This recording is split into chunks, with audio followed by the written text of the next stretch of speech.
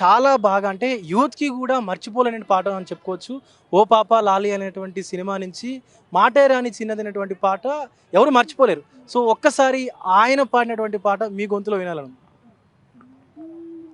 మాటే రాని చిన్నదాని కళ్ళు పలికే ఊసులు అందాలన్నీ పల్లవించి ఆలపించే పాటలు ప్రేమే నాకు పంచే జ్ఞాపకాలురా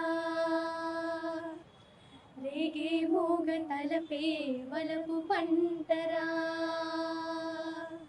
మాటే రాని చిన్నదాని కళ్ళు పలికే ఊసులు అందాలన్నీ పల్లవించి ఆలపించే పాటలు.